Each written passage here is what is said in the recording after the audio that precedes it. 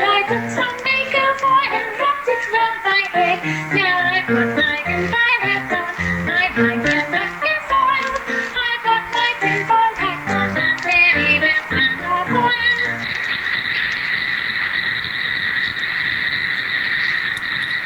All right, folks, it's time for Shiny Side Out with David Dunger and Necky.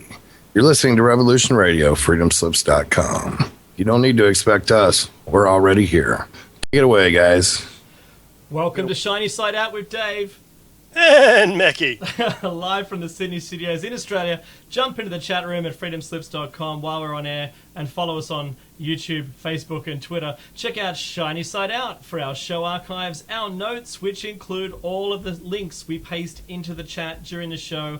You can listen to us on FM in Kentucky, WZZR 101.3, or there are simply so many other ways to listen to Revolution Radio. Go to the website, as we've mentioned, www.freedomslips.com.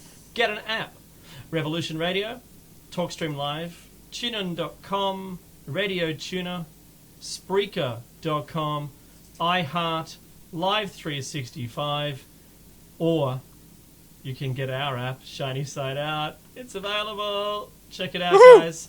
Or you can listen to us on a Grace tabletop digital radio or driving around in your General Motors vehicle with a receiver-enabled radio. All of these are revolutions in radio. Still continuing the breaking news from last week, and this is a show announcement that you can buy a CD of your favourite host on the station for the 2013 season. The cost of the CD is $30, and you can check out the information on the station's website. That's freedomslips.com. The number to call in, and I apologise for the caller last week that just couldn't get through. The number to call in if you're in the USA is 347-688-2902, or you can add Freedom Screen to Skype. I did happen to miss Solaris' show. Mecky, was it awesome? Always. Awesome, that's good to hear. You know what? I had to race in the house, and I feel ill-prepared today, but Mecky holds up the fort and does an awesome job. Thanks, Mecky. I was at the UFO, the Y on UFO group, and I met a fellow there, Mecky, that the only reason he was there because he is on subscribing to our YouTube channel. Are you serious? Yeah. He How good is that? now listens to Revolution Radio. Yeah. So not only does he do that, but he's a big fan. And he gave me some information today which was his list of show topics and data. It's flaring on the screen here. But I couldn't believe it. I went, wow, that's really cool. His name's Lee. He's a really nice fellow, and he's got some interesting stuff that he'll be bringing forward to me. We'll be talking offline. But you know what, Mecky? That's the first outside encounter that I've had outside, except for the person that used to work with, the wife of the fellow used to work with. When I mentioned the word Mecky, she goes, "Oh, you mean from the company that go unnamed?" And I said, "Yeah, the very same." Yeah, I said we got a radio show together. That was fun. Anyway, the talk today was all about everyone's local experiences. Of course, the Gosford Files, which was this local area. Also, on top of that, the MH370 still continues to be the theme amongst people in this genre, Mecky. Of course. Because, make no mistake, a lot of people think we've found things. Well, yeah, we found some debris, potentially. Stuff. We found stuff. No, we found stuff. There's no verification of anything yet, guys. And I would like to ask a question here. Now, I could be wrong, but how and why, if in fact it is the plane, how and why did it end up where it ended up? Did it have enough fuel to actually reach there? I don't know. So I'll answer the question for you and for our listening audience. No, it didn't have 2,000 kilometers of extra fuel on board to go the distance. Which means the only way it could actually get to that point on the Earth is if it went through a kind of vortexy, tunnely kind of thing. Or Insert refueled somewhere, tech right? talk here, right? So that's all I can come up with. Some like a vortex or a Bermuda Triangle kind of thing. That there are precedences out there for that kind of thing. Yeah, or in fact, it's odd, though. it isn't there at all, and they're just making it up just to busy people. It's possible. Mm-hmm. It's possible. Maybe it's like the sinking of the Lusitania or the assassination of Archduke Franz Ferdinand. Maybe we're seeing the first salvo of World War III being fired. Who knows? Yeah, that's true. I thought that a missile wasn't out of the question. Remember, we don't have anything to go on. We still have the plane mysteriously disappearing. And correct. That is all we have. There isn't any more. That's right. And you know what? All that debris coming from South Africa, do you know what it probably will end up being? That some guy who's got a contract to get rid of people's waste decided that after finding a significantly large enough cliff with road access that I think he's just tipping it out. And that would make sense. If you have a pool and it's a windy day, leaves will collect at one point on the surface down one end. We know when you have significant rainfall and there's a lot of washout from rivers, that you will end up with, like debris littering the coastline at some point, but it won't be everywhere. It'll be in a conveniently tight pack, like Fukushima washout. That's, hit California already, So if it was but we know that kind of debris, I'm going to guess that it's not the plane. But in the Pacific, we've got the same thing. We've got this huge garbage island. Don't forget, right? That's right. So, so we know that debris, because of the currents, the way the water flows and all those wonderful things. We know that flotsam and jetsam collects in one place. That was the word I was looking sometimes, there you go. And sometimes is in fact beached. Other times it is not, and it just keeps collecting in the middle of the Pacific, Indian Ocean, or wherever else it is. Now, so it is still a mystery. It's still mysterious. Again, even if it were the wreckage, let's say. Yep.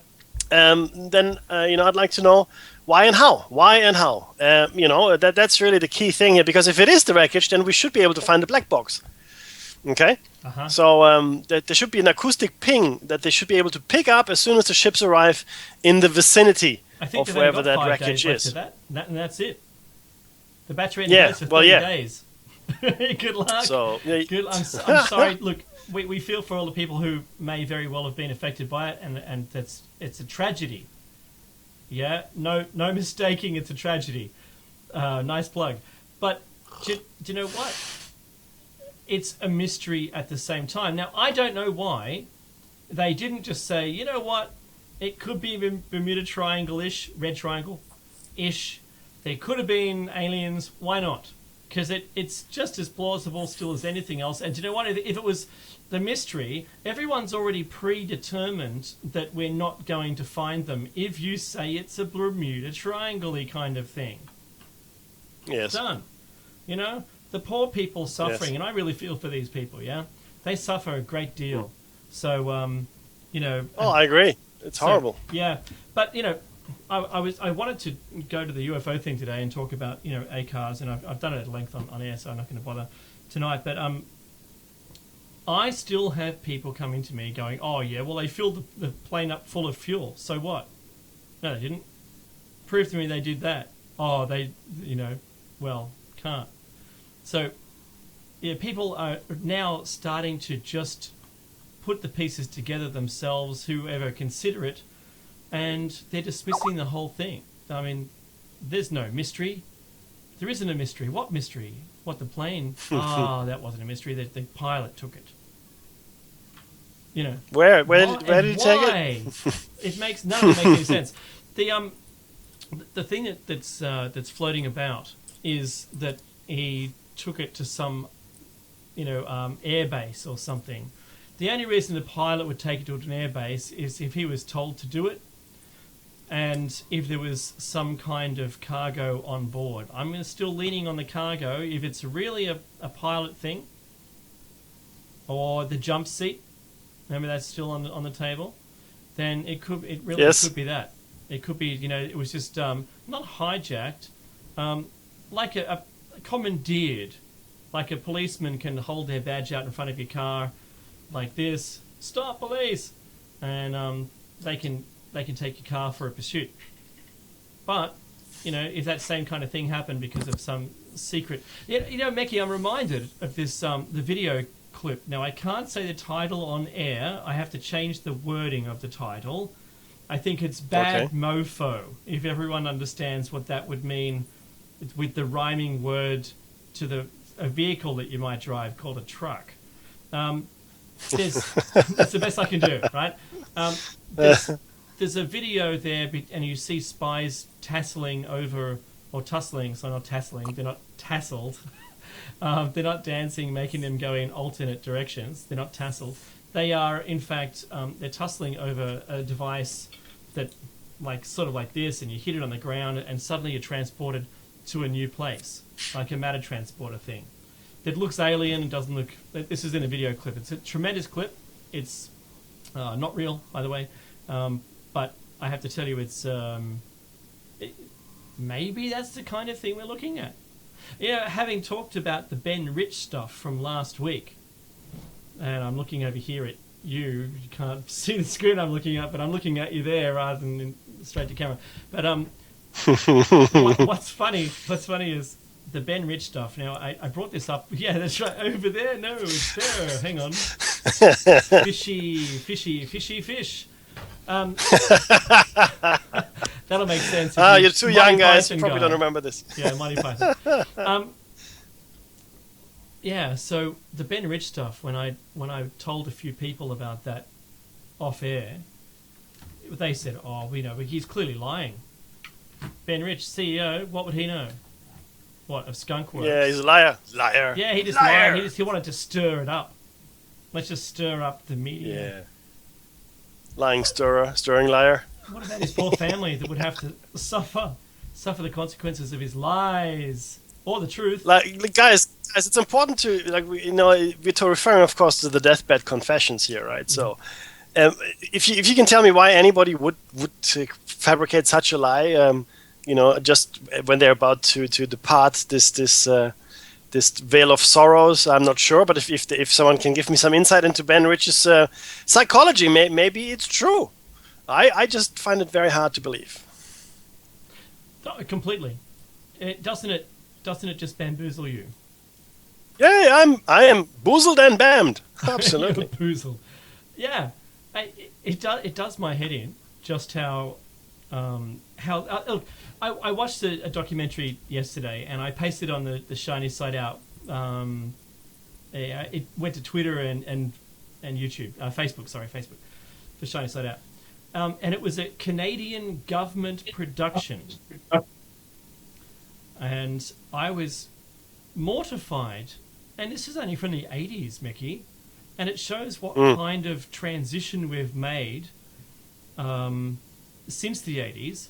Because they were talking about ancient aliens, or ancient astronauts, I think was the topic. Yep. Now, their slant on it was, let's just get a whole bunch of, this is the government, the Canadian government, a whole bunch of people, all these experts from around the world, all with accents. Let's get them there because they sound more plausible. And have them, because there's no people worth listening to in Canada. I'm kidding. Because remember, this is a Canadian government TV show. And what they were doing was showing a little bit of the evidence, say, I don't know, Nazca lines.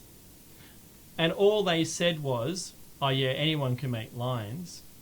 Yeah, we know that. Yeah, big deal.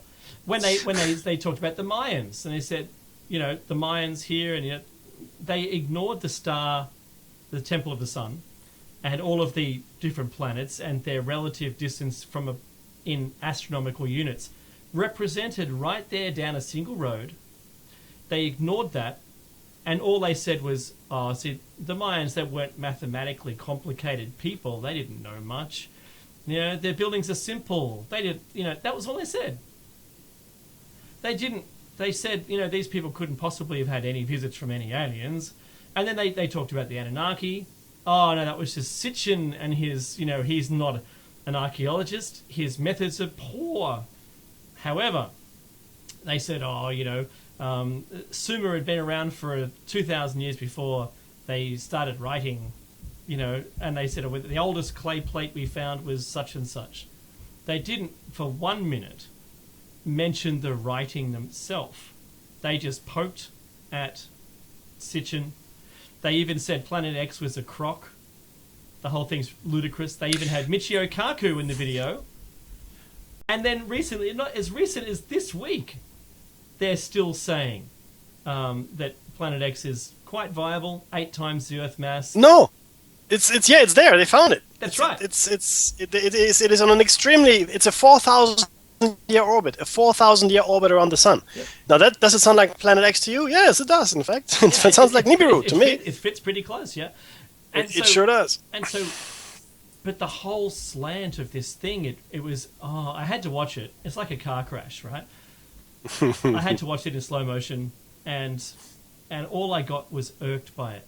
Because I know that the fence sitters would get pushed off the fence towards not believing any of it. And, of course, here's the irony. Meki, I'm going to have to ask you a question. What nationality is Paul Hellyer, and what role did he play in the Canadian government? I have no idea what nationality he is, to be honest with you. Is he Canadian? Yes, he's Canadian. And his role in the government was defense minister, and what has he done? That I could tell He's the biggest spokesperson for exopolitics and that aliens exist now. Yes. Now, you have to realize, though, that not everybody takes the American approach to disclosure, right? So, or European, generally, or UK approach. The Russians, even the Chinese, and certainly the Canadians are a lot more open. The South American nations are very open with this stuff. Mexico, Brazil, very, very, very open, okay? Make no mistake about that. The Chinese had some very strange lights just prior to a massive earthquake, which was published on YouTube as well. So, see, we are a little disadvantaged, I should say, being in the Anglo-Saxon realm of influence, because our disclosure is poor and mostly filled with disinformation. Yeah. It's just it's a cultural artifact that we have to deal with in America, in the UK and Ireland, some parts of Europe, certainly in Australia. So we are disadvantaged. Whereas in Germany, for example, I'll give you an example. In Germany, it's very popular, these topics, and it's quite openly discussed. So likewise in Russia too. Yes, absolutely. Yep, absolutely. Do you think? I don't want to blame anyone in particular. I think it's a cultural thing that's been developed and honed and established, and then when the military stepped in, because when we had a hand in it, when we had our hands on the technology, I think that added the military to absolutely to it. Yeah. So would you say, because I'm sort of leaning this way, and I don't really want to blame anyone in particular or any structure of our society, but there has been in the past clearly some blockage of information being passed down from, say, and I don't mean to be, and please don't hate me and don't send me hate mail, from the Vatican. We know that Vatican has stores and stores and stores of stuff, which there's a secret library. There's a secret library which is not even being disputed. Yeah. So you can hear my hesitance here to say anything about it in a negative sense, but after we talked about the Manichaeans and Gnostics, I don't think the Catholics love us. Yeah, okay. Yeah, okay. So look, that's basically my stance, is that we've been bred on this stuff, and it's really hard to break the box, and we know that. Yeah. We know changing the history books is pretty tough, and half the argument I heard from that propaganda film, which is all it was a propaganda against aliens, even impossibility of them existing. However, the guy at the end, who you sort of you hate if you're a believer, and you're probably going to go, oh well, I'm going to take his side. At the end, he goes, oh, if there's aliens, I'd love to meet them. It's like, what? Oh, just be quiet. So anyway, I posted on the thing because what I want, we don't just bring one-sided information here, right? So I put it there because I've got an opinion. I know Meki's got an opinion. If you have an opinion likewise, can you please post it on this Facebook link? And, watch the video by all means, and have a sick bag ready, because it's just appalling the way that we treated people in those days. Now, right now, I'm glad that we're in a much better position. And we wouldn't have a show, Mickey. We would have no show if it was, back then. No, look, you're right. This is true. I mean, again, it's the amazing openness to some extent the internet has brought us, right? I think there was a miscalculation on the part of the elite. Mm-hmm. It was meant to facilitate communications in case of nuclear war, in case you're wondering. That was the prime directive of the creation of the internet as we know it. Of course, today we still only have access to a very small part of the internet, the public internet. The rest is locked down by the military. But you can't control something like this, and this is what gives me hope, because the elites, the puppet masters, I know I'm going to sound paranoid here, they do not have absolute power. They don't have absolute control.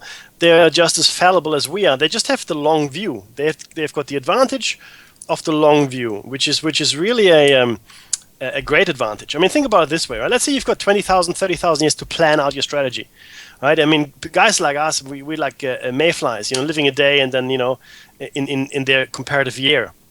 So that's the advantage they have, time, I think, in my mind, right? And maybe some technological knowledge that was lost over the eons.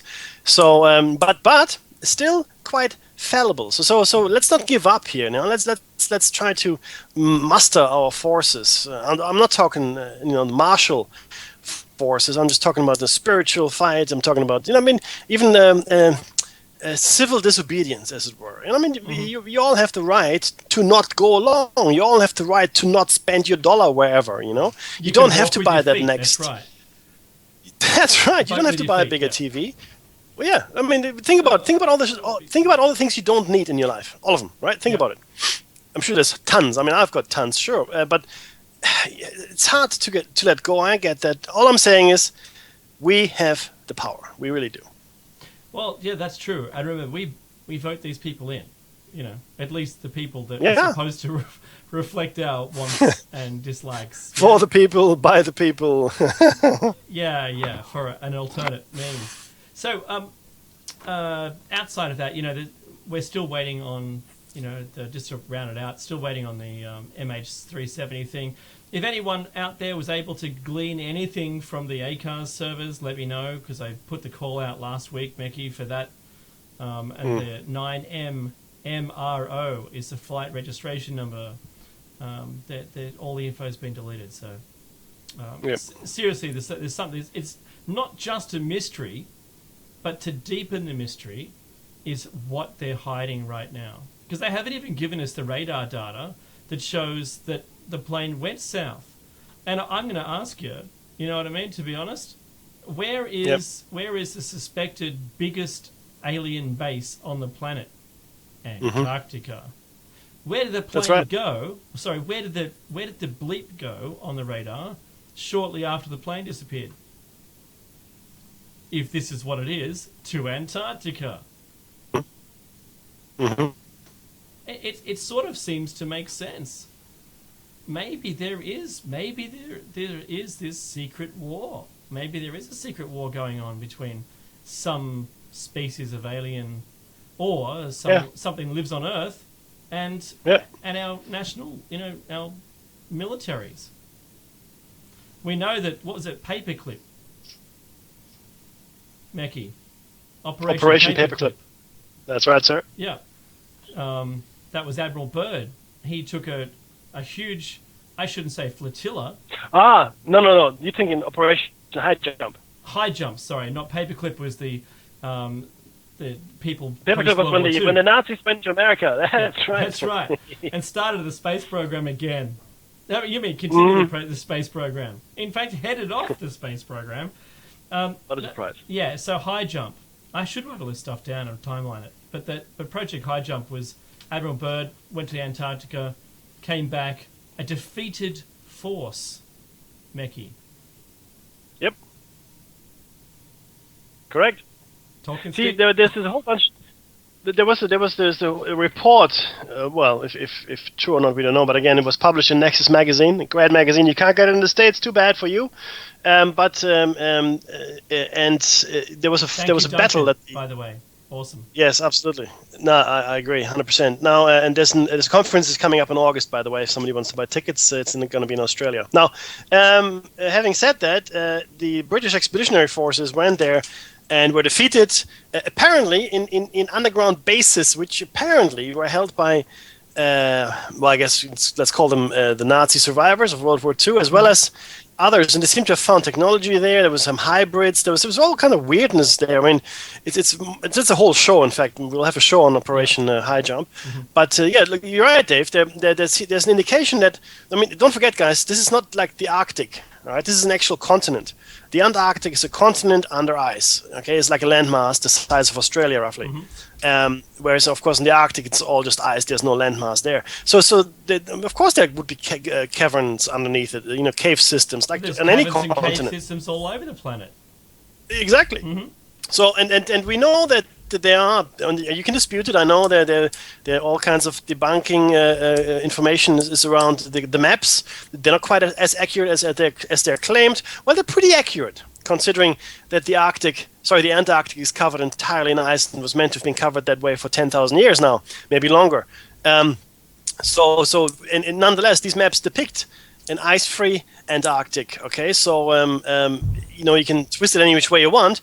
To even know that there is a continent, right, is a huge leap of information, or a huge, admission of information. Okay, because I mean, how would you know there's a continent? You don't. I mean, you see a couple of rocks sticking out, but that's it. You don't know there's anything because it's all ice, right? So the great southern continent. So let's not dismiss the fact that there may have been a continent with a civilization on it when the Ice Age struck, for whatever reason. Maybe it was something that was deliberately started, and maybe that's in fact the location of the much fabled Atlantis. Not saying it is. Could be a rival civilization to Atlantis. You know. Just like today, there are many superpowers. You know, in the past there may have also been many superpowers. The Rama Empire, you know, the Atlanteans, the Antarcticans. Who knows? Who knows? Hey Mackie, I've been watching a show called Evacuate Earth, and yeah, this week they had that the Earth goes outside of its normal orbit and leaves the sun slowly over 200 years. Tragedy. Yeah, tragic event. However, the Earth starts to cool down so significantly that the whole thing gets covered in miles of ice, and the only thing that's available to us once we get past Mars, even our atmosphere, it freezes and collapses down on the planet's surface, so we have no atmosphere anymore. But now that's what happens, natural. But one thing that was extraordinary was the only way we could survive was with geothermal energy and living underground. That's it. That's it. There is no... You can build a building on top, but if it's got to be able to handle movement of ice sheets 2 miles thick, yeah, it's not going to happen. We don't have any technology that can withstand an ice sheet moving. So the only outcome was to be living underground, and that's it. So I thought, wow, there was an ice age on this planet, previous civilization. Where would you, since Gondwana land, that's it. Was all the continents put together at the time. Maybe that's where they were living. That's the previous tech civilization. The one hundreds of maybe 10, 20, 30, 100 civilizations ago. Who knows? One of those ice ages. Yeah, who knows? If we're telling ourselves today that this is something that we'd have to do to stay alive, maybe that's what they did, and that's what the whole thing's all about. Yeah, and make no mistake that let's we've had a few million years. I think it's been longer, but let's call it a few million years here on the planet. The dinosaurs, according to scientific paradigm, were meant to have been on the planet for several 100 million years, a couple 100 million years, and then became extinct 65 million years ago. Now they had infinitely longer than we did to evolve to something like us, right? If you view us as a good evolutionary success, if there's such a thing, in fact. Now, That gives me pause, because it doesn't have to be a human species that has reached that level of technology on this planet. It doesn't. It could have been a species that preceded us, right? In fact, that may have been involved in the creation of us. So maybe humanoids involved out of the dinosaurs, sauropods, right? For example, that were bipedal, like us, and maybe they were the ones that then went on to fashion us out of the monkey or ape stock that was there at the time, which would explain a lot of things, right? I'm not saying it did or didn't happen. I'm just giving you some food for thought here, which of course moves everything a lot further back in time. That's true. A lot further back in time. That explains the footprints in the stone. It explains the tools that are being found in coal, gold chains embedded in rocks and so forth, right? So it makes a lot more sense. That's an awesome theory. If you look at it that way. Yeah, I'm not originating it, right? I mean, I'm just repeating something that I first heard about on Star Trek, believe it or not, right? And there's an episode cycle devoted to that theory, where in fact the dinosaurs evolved into humanoids, actually evacuated Earth, and then meet the humans that are now populating it and intending to come back. But of course, there's conflict, whatever. The point is that they're also talking about the seeding races, like a race that preceded everybody else and just seeded life everywhere. That's why everybody in Star Trek has a humanoid appearance. And I mean, we always ask the questions: why do the visitors, if they are indeed visitors, look so much like us? And unless you've got a common seed somewhere, it doesn't really make any sense. So anyway, you can take it, as you can see, into many different directions. It's a fascinating topic. There were many of those. I went to the Australian Museum yesterday with my kids. Had some fun. They got a Tyrannosaurus Rex exhibition. Cool. A bunch of fossils, and a lot of fun, to be honest. One of the things that my girls noticed was just how similar all of the skeletons were. Doesn't matter what creature it was. It's a mammal, lives on Earth, and it's got the same skeleton, just in different proportions. And they were quick to point that out. Yeah, I thought that was pretty cool. But then I got talking to a fellow. I wonder how. I'd have a disposition. Maybe it's conducive to being on radio. Anyway, so here I am. Here I am. I'm talking to this fellow, and I'm talking about where I live and what kind of creatures. He's got all of the creatures that are on my block of land right in front of him, and they're all stuffed. Yeah, they're all there for prosperity, and I told him about that. He's ended up being from Southern California, and then I said, look, I've got a radio show, and it's all cool. We talk about lots of stuff, but a lot of fringe stuff, because what we want to do is make people more aware of the fringe stuff that's out there. I said, without the fringe stuff, the coelacanth, and he just nodded his head, would have been extinct still. Yeah. Without people doing this work out there, it's great to have the background, the solid background of all the things you've found and the theories behind what you've found and how it fits in. But, you've got to be willing for that to change, willing for that perspective to change if new information comes to light. And so, absolutely. Yeah. That's key. And so that's what I was talking to this poor fellow, about. He has a little stand, and he seemed really nice. He seemed like a nice guy. And then he started mentioning cryptids and cryptozoology, and I mentioned that we interviewed Tony Healy, and he said he knew the name, and all this stuff. Now, he had slight tongue-in-cheek because of his position in the museum. You can you can understand how that would work. Of course. But at the same time, I have to say, I think maybe we've got. Well, I was lucky. Maybe he's a rarity to still be open towards this stuff, and whether he just does it for S's and G's, and I'll type it in the chat room. I don't know, but they are fascinated with this line, except I'm not sure they can do it entirely publicly. There are people out there, so thank you for you, and thank you for being out there. And I actually met. No, that's right. I told you that one. So the guy that I met today, to be honest, he said he's got some interesting information about Mars and some good stuff on that he was able to get from website before it was closed. So I'm looking forward to that. Oh, love to see that. Mm-hmm. Me too. So he phoned me up about a year ago when we were doing a show on Mars, and he lives local. It's really interesting. You know what? This is such a powerful medium, Mickey. Yes, it is. See, the thing is this, Dave and I were sitting in our respective studios, as it were, and we don't know. I don't know who's listening, who's not listening. If anyone is listening, I'm sure someone is listening because we see it in the chat. So at least the people in the chat are listening. That's something. I would like to say, just shout a quick hello to the chat. Hope everybody's doing well. But we don't know. I mean, again, if you see me and you know what I look like now, and you see Dave, come up and say hi. It's cool.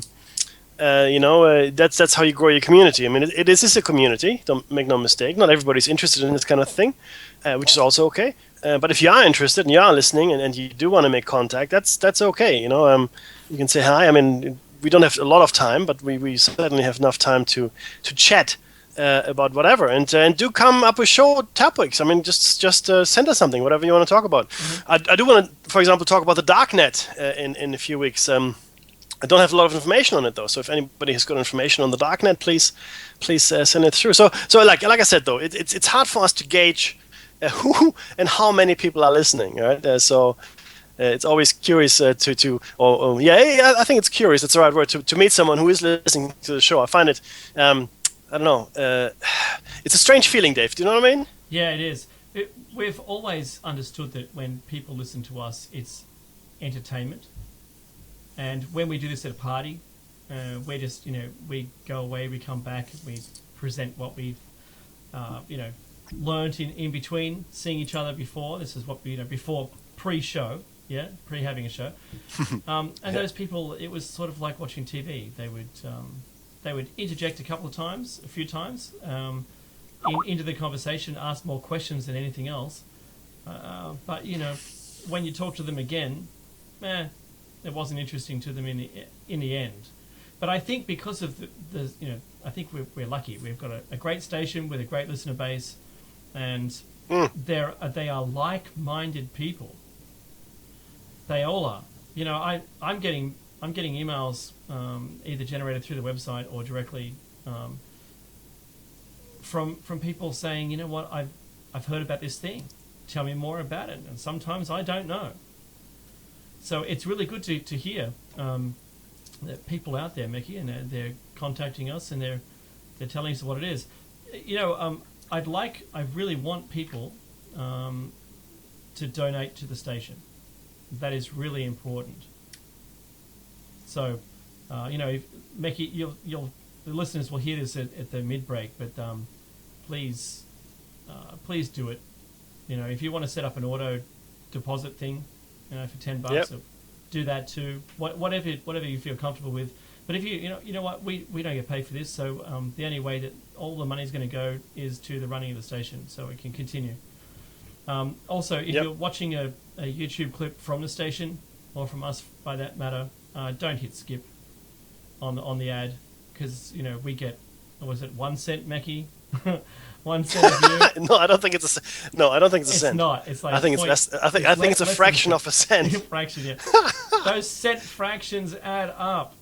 And we haven't hit $50 yet. To Happy Meal. 2 years. Haven't hit $50 yet.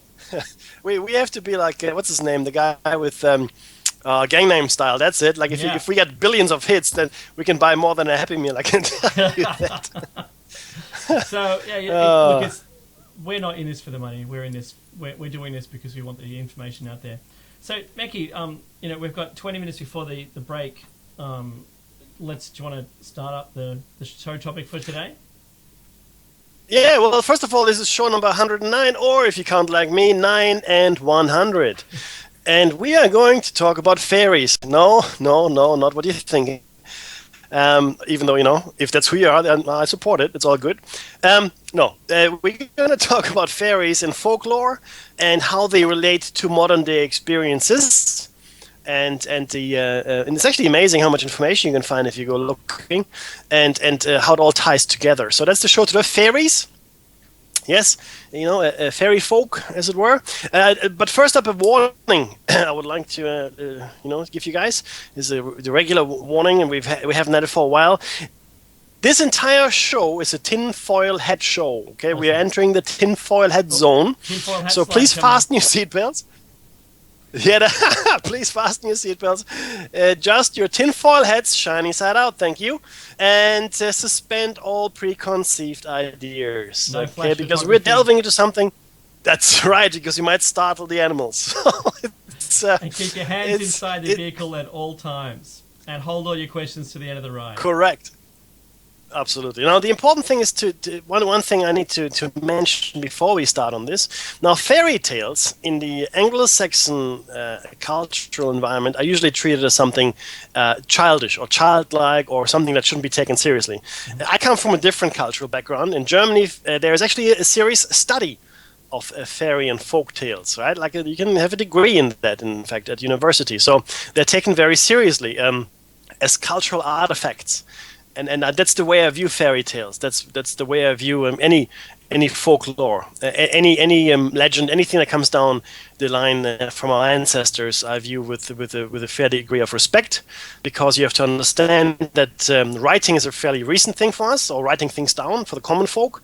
It was usually reserved for very important people. In fact, the writing itself isn't that old. So whatever comes down the generations, must have some kind of informational value that they thought was important to preserve.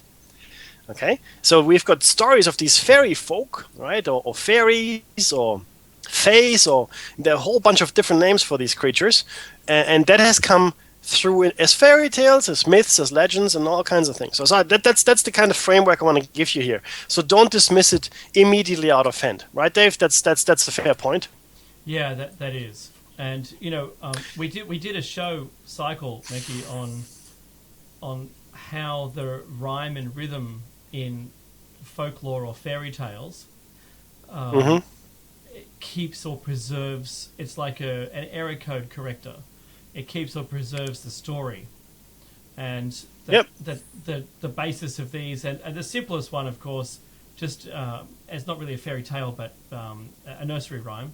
In the same vein, is the ring a ring a rosy, pocket full of posies, a tissue, we all fall down. That's the plague. Yep. That was a story about the plague. So,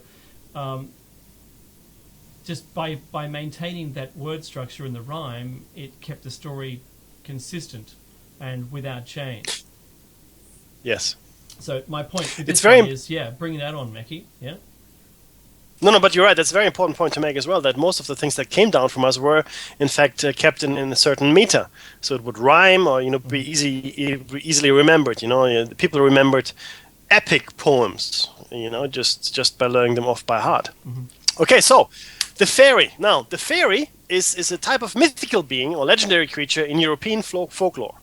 It's a form of spirit, often described as metaphysical, supernatural, or preternatural. Now, for the various ways it interacts with human beings, in fact.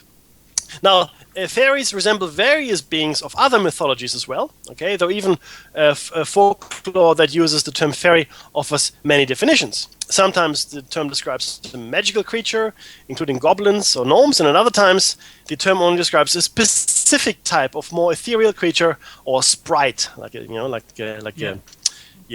So now, various folkloristic traditions refer to them euphemistically by names such as wee folk, that's the Irish for you, the good folk, people of peace, fair folk, and the Welsh Tilwith Teg, and so on and so forth. And then if you're German, then sind die Feen und so weiter und so fort, und die Elfen. Much of the folklore about fairies revolves around protection from their malice. Okay, so it's very important that these days we've got a slightly skewed view of what fairies are like. But let's keep going with this here. Although in modern culture we are depicting them as young, sometimes winged humanoids of small stature. Usually they have insect wings. They were originally depicted quite differently: tall, radiant, angelic beings, or short, wizened trolls being two of the commonly mentioned forms. Now. We actually, and I want to, leap into the future here a little for the second half of the show. We shared with you a list of common visitors, or of common description of visitors. You might remember the Nordic type, for example. Right? You might also remember other types, the Greys, for instance. So I just want to keep that in mind as we progress with this. Now, one common theme found among the Celtic nations, or the Celtic nations, which, the original Irish, if you will, and Scottish, describes a race of diminutive people who have been driven into hiding by invading humans. When considered as beings that a person might actually encounter, fairies were noted for their mischief and malice. Mm-hmm.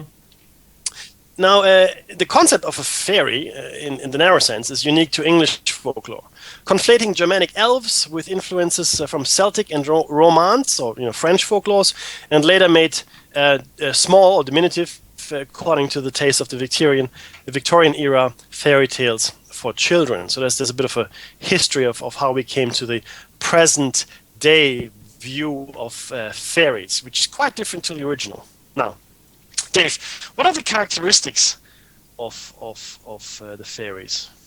I'm scrolling up and down. Was that in particular? No, fairies are generally, right? That's the characteristic thing. Oh, I know you take it, man. I'm taking it, sir. Yes, sir. Okay. I was responding to someone in the chat room.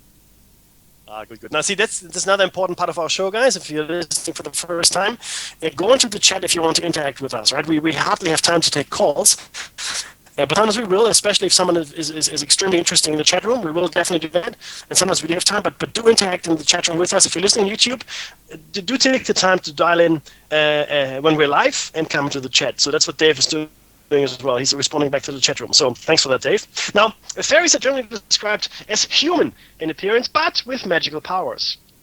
But their origins are less clear. Now, some of them are dead, right? So described as spirits. Others think they may be demons, or species that are completely independent of humans, or angels, or anyone else. Now, folklorists, this is where the scientific community comes in, have suggested that the actual origin lies in a conquered race living in hiding, or in religious beliefs that lost currency with the advent of Christianity. Now, these explanations are not necessarily mutually exclusive, and there could be several sources for the fairy legends. In fact, I have got a certain view on where the fairy legends come from, which might not be in the minds of the scientific community. Now, again, much of the folklore revolves around protection from their malice. Okay, they're quite malicious creatures, by means such as cold iron. Apparently, iron is like poison to fairies. All right, they also have charms of rowan and herbs, or you can avoid offense by shunning locations that are known to be fairy areas, so you don't want to give them offense. They actually have in legend at least, they seem to stand on ceremony and good manners quite a bit. If you've seen the movie Spirited Away, a great Japanese anime, you are familiar with that already, because Spirited Away is exactly what happened to the little girl. She was spirited away into the fairy world, in fact, and manners are very, very important. So are rules. Now, in particular, folklore describes how to prevent the fairies from stealing babies and substituting changelings, as well as abducting older people also. But, okay, this is important. I'm going to keep this in mind, okay? They steal babies and they substitute them with changelings, being, their own babies, which then can take the shape of humans. Very, very important. Now, many folk tales are told of fairies, and they appear as characters in stories from medieval tales of chivalry to Victorian fairy tales and up to the present day in modern literature. Okay, and this is, I'm going to quote here from a few manuscripts. In his manuscript, The Secret Commonwealth of Elves, Fauns and Fairies, Reverend Robert Kirk, minister of the parish of Aberfoyle in Stirling, Scotland, wrote in 1691, The Siths, now this is not Star Wars, Star Wars. So you can see that even in modern times, we've taken inspiration from very old stories. So the Siths, or fairies, they call Sleemaith, or the good people, are said to be of middle nature between man and angel, as were demons thought to be of old, of intelligent, fluidous spirits and light changeable bodies, like those called astral, somewhat of the nature of a condensed cloud and best seen in twilight. these bodies be so pliable through the subtlety of spirits that agitate them, that they can make them appear or disappear at pleasure. Wings, well, common. Now, this is the quote, okay, from Robert Kirk. Very interesting description from 1691, and not really a fanciful description, more like a scientific, if you will, description of fairies.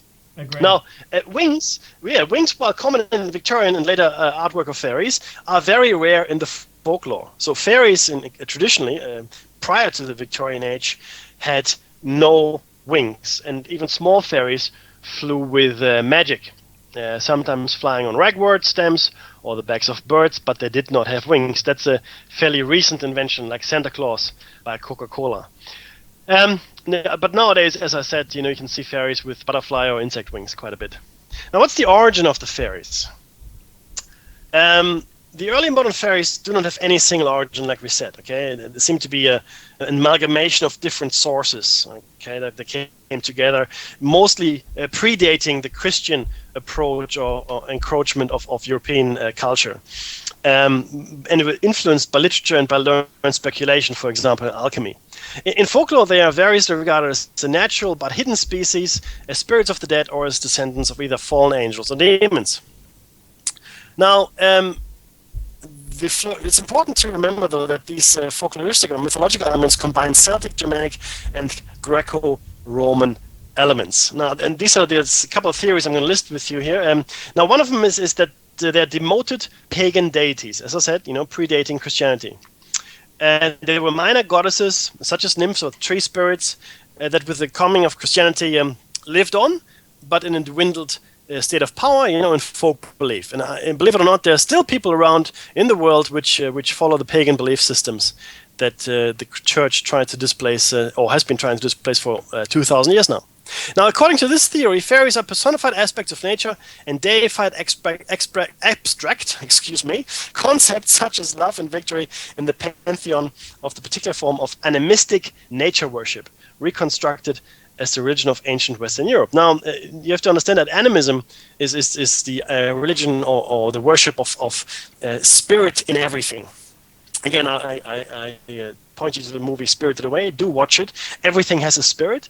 In Japanese belief system today still, okay, and animism is very much alive and well in Africa, in Asia, in other parts of the world, where the belief system simply is that every living thing, and sometimes even inanimate things, have spirits, okay, in them. It's a life force, if you will, okay. Many of the Irish tales of the Tuatha De Danann, okay, this is the good people, the fairies, refer to these beings as fairies, though in more ancient times they were regarded as gods and goddesses. Now, the Tuatha De Danann were spoken of as having come from islands in the north of the world, or in other sources from the sky. Okay? Yep, I'm with you. The Tuatha. Okay, now there's some. In fact, in some of the dialects, there is a. This is interesting. There is a linguistic similarity that calls them the Anu. Okay, the Tuatha De Danann are also known as the Anu. Yeah, okay. It's a stretch. Again, tinfoil hats on, guys. That's where we're in. No the Anunnaki. What does Anunnaki start with? Yeah, Anu. Exactly. Right. So yeah, Anu. Okay, just putting it out there. Now, apparently after being defeated in a series of battles with otherworldly beings, and then by the ancestors of the current Irish people, they were said to have withdrawn to the Cid, or Cid, fairy mounds, in fact, where they lived on in popular imagination as fairies. Okay, so, or another theory is that they were the spirits of the dead. This noted many common points of belief, such as the same legends of being told of ghosts and fairies, the Cid in actuality being burial mounds, it being dangerous to eat food in both fairyland and Hades. Okay, Hades is the afterlife, okay, in Greco-Roman mythology. Not hell. Hades is not hell. People always make that mistake. Hades is the world of shadows. It's the gray world. It's where you go after you die, or like a place to stop initially. It is not paradise. Yeah, it's not Elysium.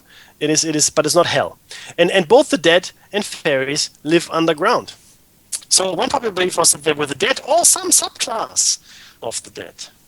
The Irish banshee, for example, is sometimes described as a ghost. The Northern English cold lad of Hilton, though described as a murdered boy, is also described as a household sprite, like a brownie, much of the time a barghest or elf. One tale recounted a man caught by fairies who found that whenever he looked steadily at one, the fairy was a dead neighbor of his. This was among the most common views expressed by those who believed in fairies, although many of the informants would express the view with some doubts. Okay? Now, Christian mythology also has an explanation for fairies. And the belief there is that they're a class of demoted angel. Now, not fallen angel, right? Mm-hmm. Okay? Now, a popular story held that when the angels revolted, God ordered the gates shut. Those still in heaven remained angels, and those in hell became the devil, or devils, right? But those caught in between became the fairy folk. You know, and others, you know, thought that they might have been thrown out of heaven, not being good enough to be in heaven, but they were not evil enough for hell. Okay, so somewhere in between. And this may explain the tradition that they had to pay a taint or tithe or some kind of toll to go to hell. As fallen angels, though, not quite devils, they could be seen as subject of the devil, right? Because they're no longer subject of heaven.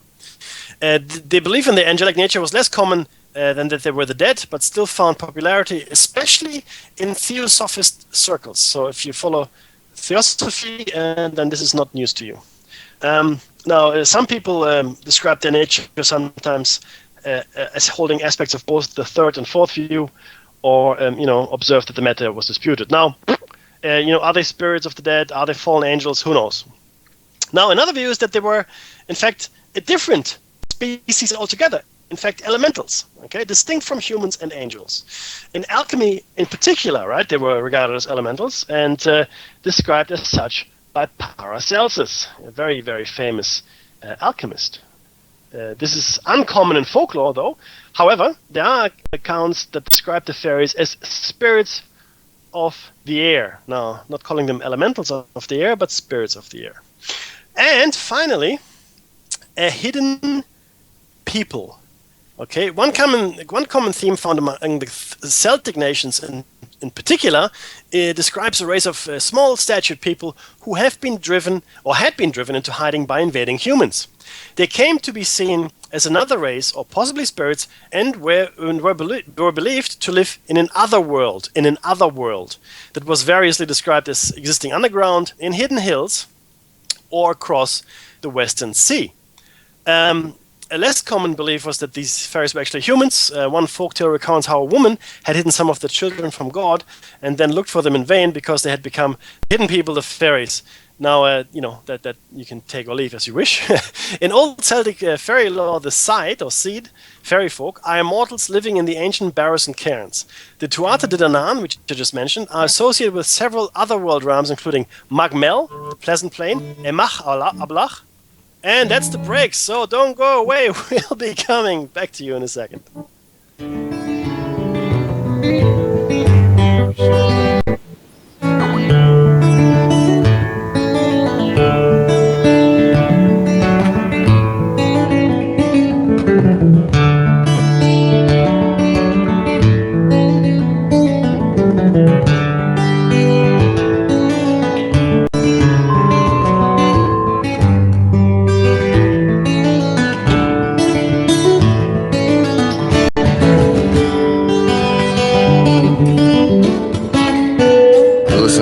Radio at freedomslips.com, and we'll be right back after this message.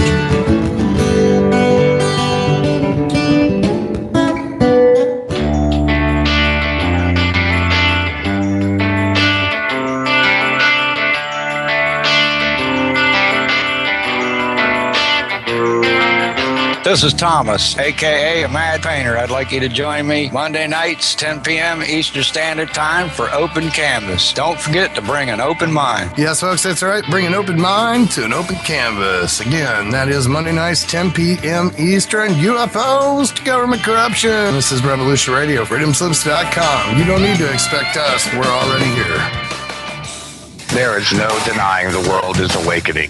We see it in the global uprisings and demonstrations of the people around the planet and the new way of thinking and living that is arising naturally within each one of us and our communities. I have been a major player in this global shift and movement for over 20 years and have helped tens of thousands of people around the world change their lives and find their voice in order to help create the paradigm change we so desperately need. Join me here at Revolution Radio on the Just Bernard Show every Tuesday at noon Eastern Time for 2 hours of powerful interviews and discussion with some of the most influential visionaries of consciousness, alternative media, and suppressed knowledge. We promise to reveal the real matrix and empower your human experience.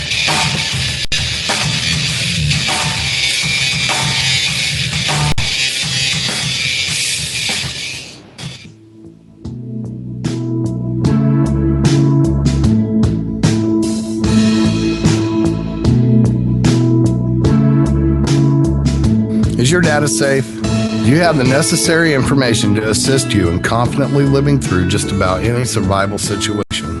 Is survival and gardening, off-grid living, medical knowledge, or even natural or man-made EMPs on your list of personal concerns? Do you have your documents and your personal information in a safe place in your hands where you know where it is? Well, check out our preloaded EMP-proof thumb drive.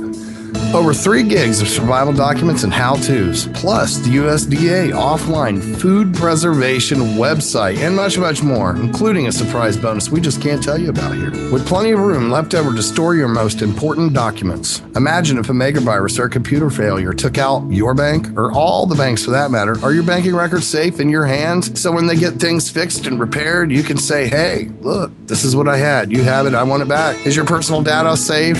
Family records, addresses, phone numbers? Well, squeeze on over to freedomslips.com. Yes, that's www.freedomslips.com. Click the banner on the homepage for the EMP-proof bullet drive to get the full scoop of everything that we offer. So, folks, keep your data safe for your peace of mind. Revolution Radio, freedomslips.com. You don't need to expect us. We're already here.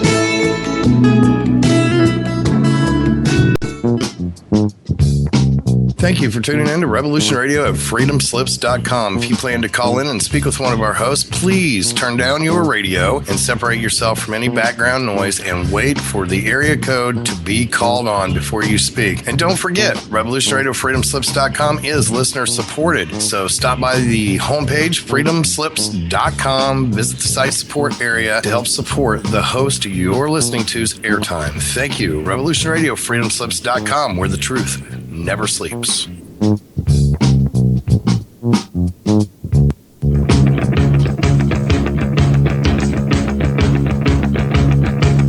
Revolution Radio.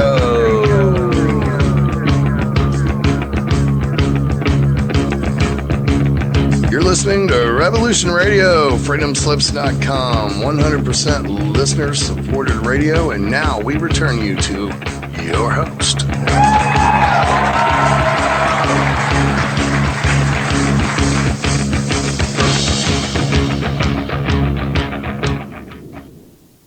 Welcome back to Shiny Side Out on Revolution Radio, or the second half thereof, I should say. This is show number 109, or 9 and 100. We're talking about elves. And please do remember that this is a listener-funded radio station, guys. Okay, so your donation helps run the station. In fact, your donation runs this station, and pardon my rhyme here. But it is very, very important that you donate for your favorite shows. And we still have a goal that we want to reach. In fact, we have reached the goal. I've just seen the chat. Dave, we have reached the goal. Really?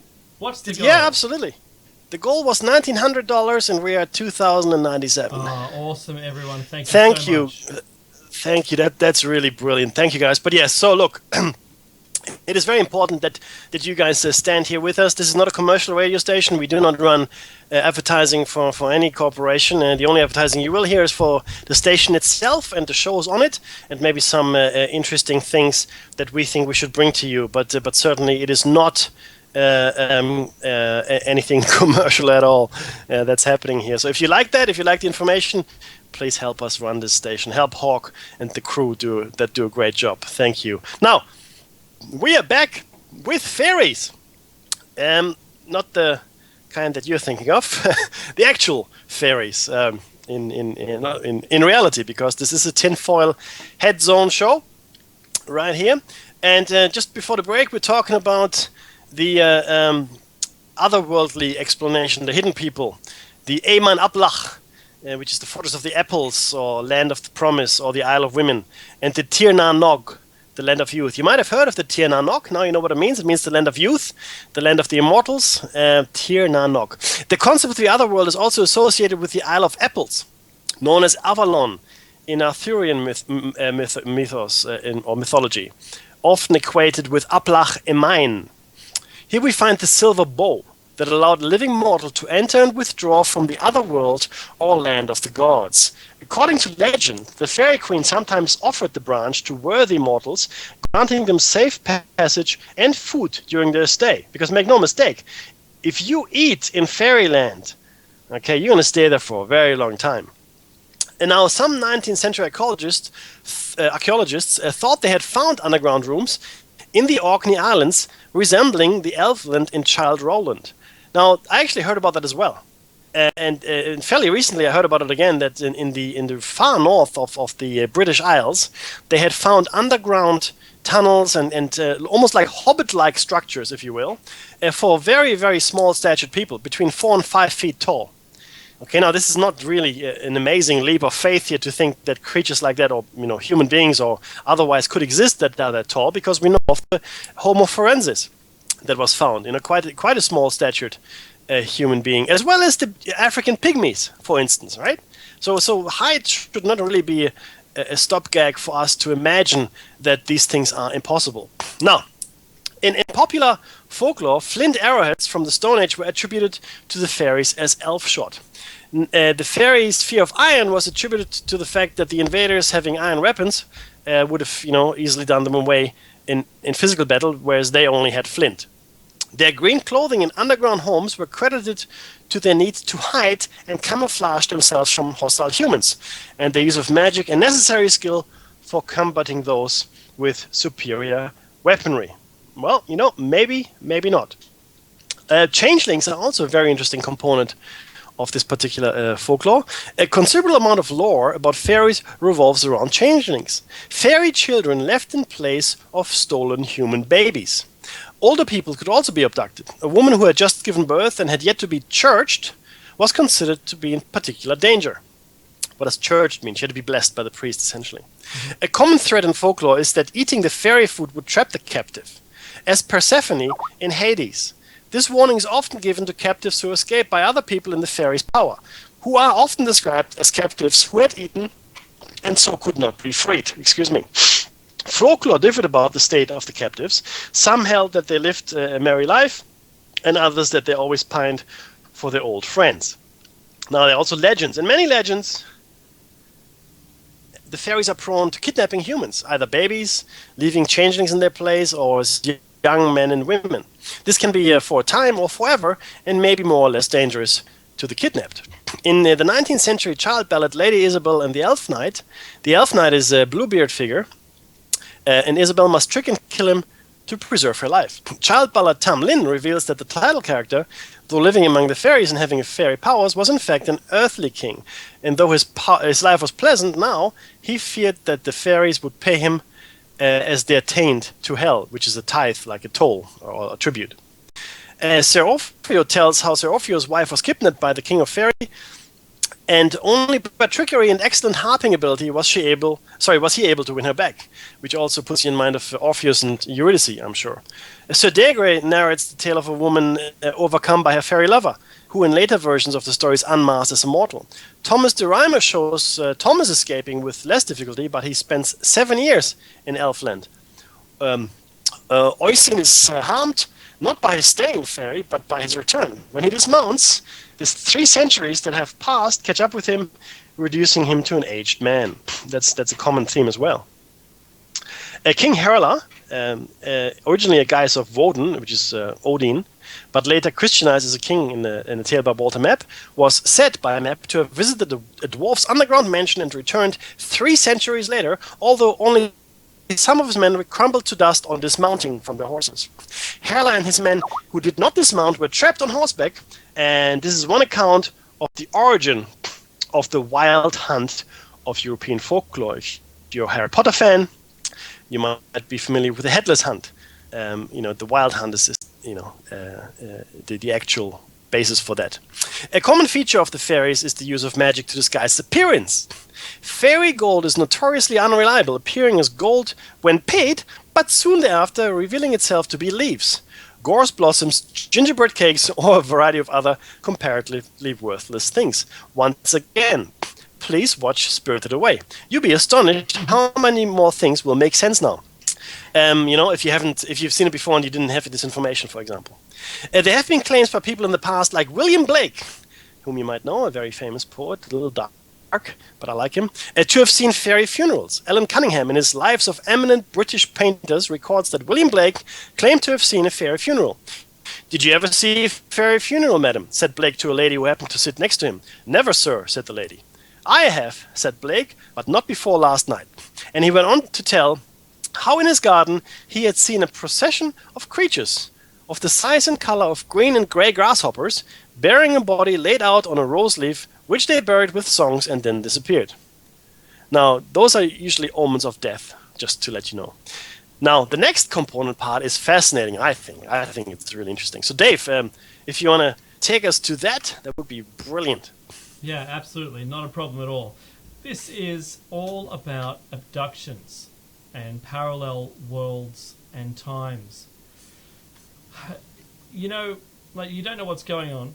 You feel sedated, numb, yet you still hold on to the little bit of consciousness you have going on. As you look up, strange, blurry figures are looking down on you. Figures with which they have disproportionate heads or inhuman appearance fades against the blazing bright white background. You struggle in the inside or on the inside as your frozen body does not allow you to move. You don't remember how you got there, and last time you were somewhat conscious you were about to fall asleep in your own bed. Sometime later on you wake up in your room realizing you had a horrible dream, but as you look down you see little marks on your body as if someone else had been operating on you. A UFO enthusiast would tell you that you've been abducted by aliens.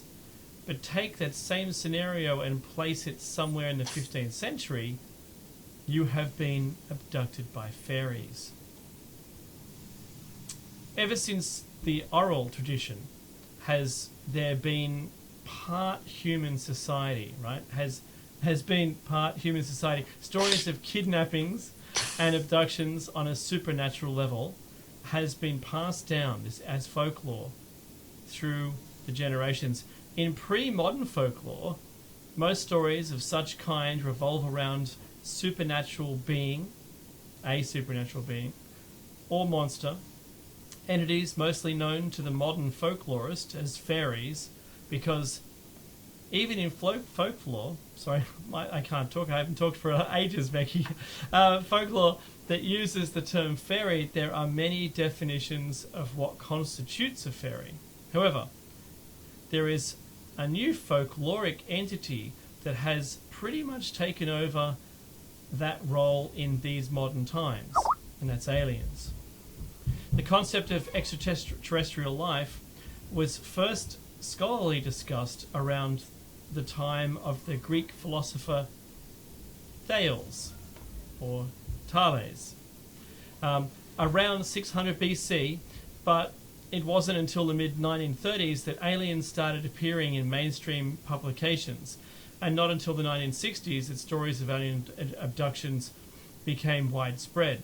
A comparison of both fairy kidnappings throughout historical folklore and modern alien abductions appearances contain terrifying parallels.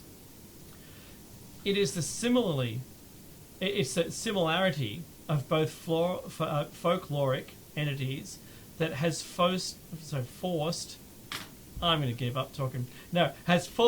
UFO researchers such as John Keel and Jacques Vallée to the conclusion that medieval fays or fairies and modern aliens are expressions of the same underlying reality. Fairy abductions are as old as religion itself. Supernatural kidnappings have been recorded for centuries. In Greek mythology, for example, Zeus is portrayed as a deity fond of kidnapping mortals. The fuzz with alien abductions started mainly with the landmark case of Antonio Villas Boas, a Brazilian farmer who claims to have been abducted in 1957 and had the following happen to him. This is a quote. He was taken aboard a spacecraft where beings in spacesuits undressed him, took a blood sample from him, and then covered his body in a thick, odorless liquid. He was left alone, and shortly thereafter, a naked alien woman came in, manually aroused him, had sex with him twice, and stored some sperm in a container before exiting. Villas also claimed that before she left, the woman pointed to her belly and then towards the sky. He interpreted this to mean that he had impregnated her, and that his child would be born somewhere in outer space. That is absolutely extraordinary, Mackie, isn't it? Mr. Double. Yes, it is. And if I wasn't on mute, then I could agree with you. So, Spirited Away. All reports of alien abductions start with the first encounter. People claim to have been abducted from a variety of places, forests, while driving, even in their own homes and while sleeping. That is. But there is an element in the way they are captured that unites almost all cases, a change in their state of consciousness. The abductee experiences an intense blue or white light, a buzzing or humming sound, anxiety, and the sense of an unexplained presence. He or she is then transported or floated into a craft, just like how in the Renaissance times, witches supposedly were taken into the air for meetings with the devil. I love that comparison. The abductee then loses his memory, or his or her memory, their memory, or remembers moving in a trance-like state. The environment is often surrounded with blinding lights or a mist. British researchers have called it the Oz factor, OZ factor, a shift in a state of mind where the environment seemed to fall a perception. One becomes introspective and transitions to a state of limited self-willed mobility. In fairy folklore, the Oz factor also plays an important role when it comes to kidnappings. According to Romanian data, fairies charm their men with song and lull them to sleep. A quote from the lively Hungarian memorit from, is that Gimes, Maggie? Gimmies or something, yeah. Gimmies, yeah, that'll do. You're the king of pronunciation. About a young man who fell into a trance under influence of the dancing and singing fairies. There's also another one. A whooshing wind came and the three women made him dance and dance and dance forever. The act of mystical creatures using mind-altering powers to abduct on video, humans is a universal pattern. A few examples can be found in the folklore of the Scottish Selkly, a deadly water horse, mermaids, the Greek sirens, we all know about the ocean-born sirens, British fairies. The list could go on and on. The Oz factor seems to just be a new academic term for the fairy charm. So crazy stuff, huh? It is. Did you want to take the abduction of young mothers? Sure. No, this is where it gets a little, I guess, uncomfortable, because we've just now seen that this seems to be reaching back in time, like Dave has shared with us quite a while, and we just calling it something else now. It doesn't really matter what you call it. The phenomenon seems to have been with us for a very long time. Now, apparently the fairies are very interested in abducting young mothers. Nursing mothers were, according to folklore, in great demand to suckle fairy babies, both because of their milk, which was said to be richer than that of fairy mothers, and this is very important, in the hope of transmitting to the fairy baby a soul that it lacked. Now, so the fairy folk, in legend, in folklore, don't have a soul, and they believe that if they were suckling on mother's milk, human mother's milk, they could somehow gain a soul. They also suckled mortal babies, abducted to fairyland. Again, there is a direct parallel with accounts by abductees of nurseries filled with extraterrestrial babies. If you've watched the X-Files, if you're at all familiar with any of the abductee stories that come to us, underground bases, nurseries with hybrids and so forth, then this is nothing new to you. The time of giving birth was traditionally regarded as very magical and dangerous, not only for mother and child, but also for all who came in contact with her as well. A peril that persisted from childbirth until the churching, and again, this is going to church and being blessed and so forth, or purification ceremony, of women in church 40 days later. Again, the 40 days, 40 is a very important number in Christian mythology. Now, Marco the Beast from the chat room, can I comment on German fairy tales? I will, sir, comment on German fairy tales just after this, and I did speak about it a little in the beginning. Now, in Europe, until the 19th century, nails, iron nails, of course, were hammered into the mother's bed and the cradle, since fairies were supposed to fear iron.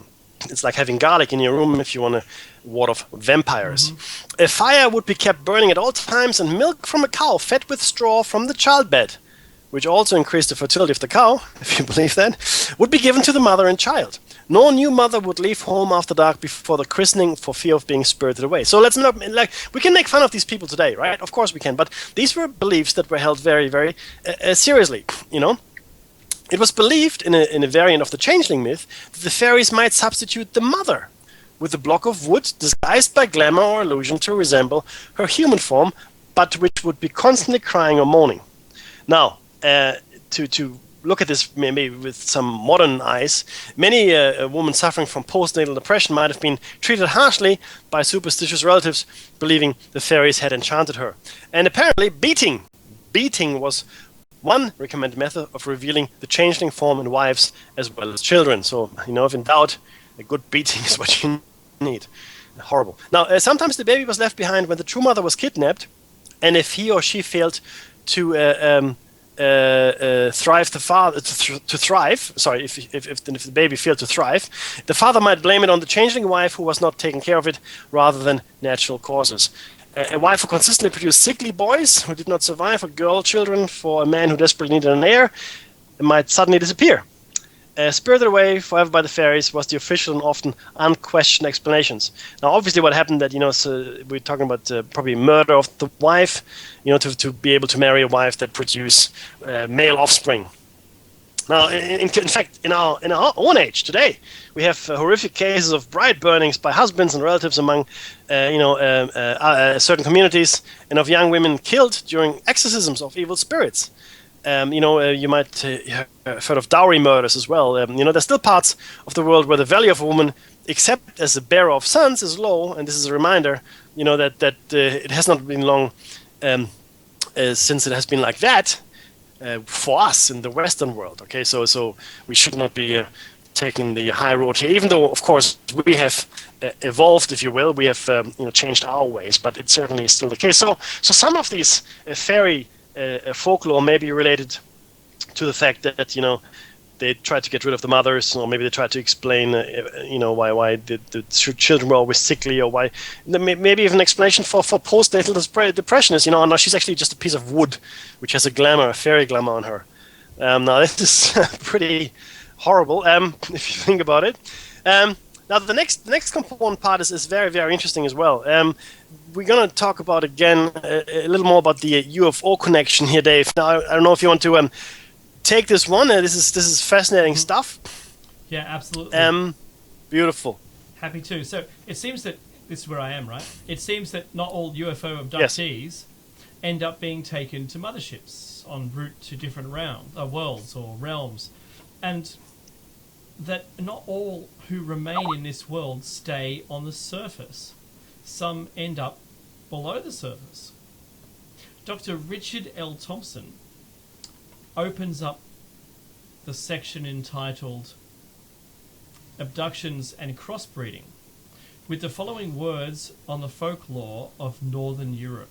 And it's quoted, so I'll try and make it exact. Yeah. Abduction is a standard theme in traditional fairy tales, which must be distinguished from the expurgated versions intended for modern children.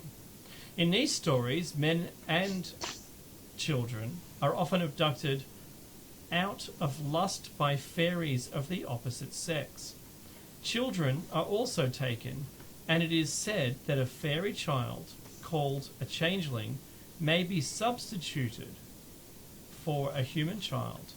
Just as we find in UFO cases, it seems that sex desire and genetic considerations are involved in these abductions. In support of this, Vallee cited Edwin Hartland, a scholar of fairy traditions, as to the reasons people in northern European countries gave for this abduction of children. The motive usually assigned to fairies in northern stories is that of preserving and improving their race. That sounds very familiar. Mm-hmm. On the one hand, by carrying off human children to be brought up among the elves and to become united with them, and on the other hand, by obtaining the milk and fostering care of human mothers for their own offspring, so as surrogates. There is a traditional Celtic story in which the abduction theme is combined with a visit from another world. The Sidehick King, Manannán, Mac Lear once, and don't hate me for pronouncing that incorrectly, once got tired of his wife Fand, and she went to Ireland with her sister Libyan with the hope of marrying the hero Cuchulainn. They took the form of two birds and rested on a lake in Ulster, where one of them could see them while hunting. So where the person they were looking for, the hero, could see them while hunting. The hero tried to capture them but failed, and feeling depressed by this, he sat down by a megalithic stone monument, Menhir, and went to sleep. Then he saw two women dressed in green and crimson cloaks, who alternately struck him with a whip-like object. Doesn't sound pleasant. After this, he took to his bed with strange illness that no druid doctor in Ireland could cure. Then he saw two women. Sorry, that's right. For a year, the hero lay sick without speaking to anyone. Then an unknown messenger came to him and sang a song promising to cure him of his malady or a problem if he would accept the invitation of the daughters of Aed Abrat to visit them in the other world. They're asking him to go somewhere else. He returned to the place where he'd taken sick and again saw the woman with the green cloak. She identified herself as Libyan and asked him to go with her to the plain of delight to fight Lebraid's enemies. She promised him that as a reward he would obtain Fand as his wife. In due course he did this, overthrew Lebraid's enemies, and remained in the other world with Fand for a month. Then he returned to Ireland and immediately got into trouble with his wife Ema, who was exceedingly jealous of Fand. Well, he's now got two wives, I suppose that's true. Emma obtained from the druids a drink that caused the hero to forget all about the other world. And Manannán, Mac Lear, decided to take back Fand, thus the hero's abduction, into the realm of side was relatively brief. The other world of the Celts has various names, such as Avalon, Tir na Nog, that was the land of youth, and Plain of Delight. Examination of the stories make it clear that this realm would have to exist in a higher dimension.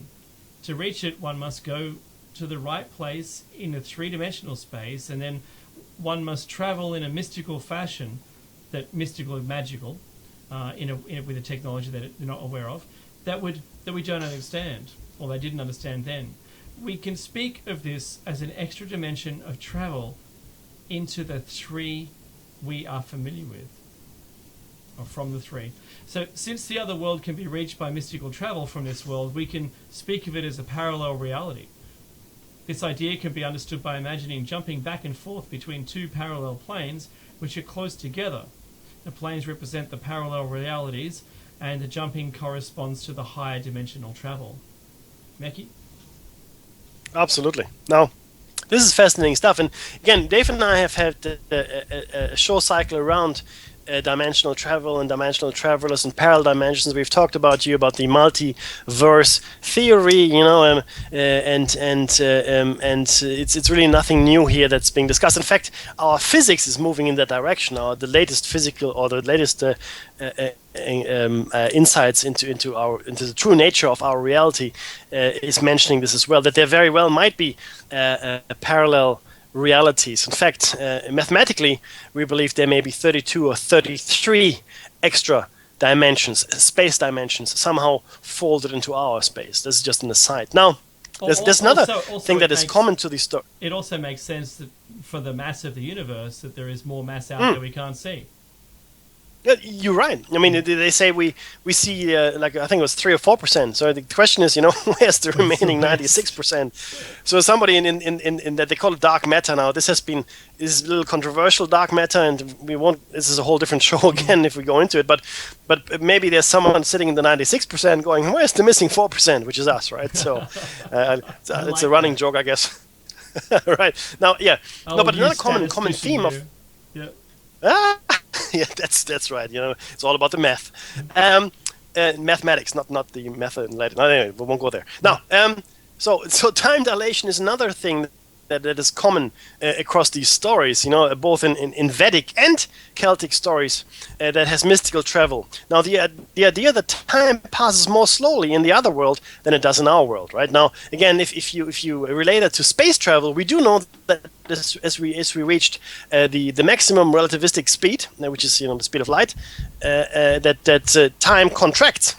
So time passes. What that means is time passes more slowly on board the spaceship that is traveling at that speed than it would be on Earth. So you could be traveling for 10 years at that speed, come back to Earth, another 10 years, so 20 years have passed for you on the spaceship. That's time dilation, but in fact, on Earth, 1,000 years have elapsed. Now that's a real physical phenomenon. We've now measured this. We've actually taken planes up into the outer atmosphere, or the upper atmosphere, and flown them real fast. Yep. Yeah, atomic clocks, correct. And we know there is a slight, it is a slight time dilation factor even at that speed. All right. So obviously, the faster you go, the more this time dilation factor is felt and makes itself present. Now that's just one explanation. But what this is saying that in other parallel realities, time is moving at a different pace. And in fact, the other world that we're referring to, the Elven world, seems to travel a lot slower. So the time that passes there is a lot less as compared to our time, which seems to be racing forward. Now, the Celtic story of Ossian illustrates this. Ossian was enticed into Tir na Nog by a beautiful side princess. He married her and lived for 300 of our years in her world. Finally, however, he felt an overpowering desire to return to Ireland and participate in the councils of the Fenian Brotherhood. Now, he set out on the same white horse which had taken him to the other world, and his fairy wife warned him not to lay his foot on the level ground. And so he was not meant. He was meant to dismount. Okay, he had to stay on his horse. On reaching Ireland, he searched for the Brotherhood, but found that all his old companions had passed away, and the country was quite changed. Only then did he realize how long he truly had been away. Now, if you've read The Lion, the Witch, and the Wardrobe, you are familiar with this concept. Okay, time inside the I guess the Wonderland then, right? Whatever you want to call that land in the wardrobe passes a lot more, passes a lot faster. So it's the reverse. It passes a lot faster, whereas the human time doesn't pass as quickly. So for every year in the human world, maybe 100 years in that particular world pass. It's the same kind of concept. Now, unfortunately, at some point, a certain incident forced him to dismount, and upon touching the earth, he immediately turned into a feeble, blind old man. I guess it's when his body made physical contact with the reality he had returned to. So somehow the horse, which may or may not be an actual horse, or maybe some kind of traveling device, a vehicle that would prevent him from actually getting in physical contact with the outside world, seems to have failed, and he actually did touch the world and aged rapidly at that point. Mackie, just like when now, the guys got off the horses in the last story, they just turned to dust. Yeah, correct, because the time had been sufficiently long, for that to occur. Now, in European folklore, there are many stories that have, quite similar elements, including the entry into another world, the aging, or the death of the protagonist, when he realizes how much time has passed. And there's a similar story that dates back to the 19th century. Now, I also want you to remember Rip Van Winkle, right? And maybe even the city of Brigadoon, and stories like that. Now, this is the story from the 19th century. So in the Vale of Neath in Wales, two farmers worked, and they were named Rhea and Llewellyn, and they were walking home one night. Rhys was attracted by the sound of some mysterious music, but Llewellyn heard nothing. So Llewellyn continued home while Rhys stayed back to dance to the tune he had heard. The next day, Rhys didn't show up, and after a fruitless search, Llewellyn was jailed on suspicion of murder.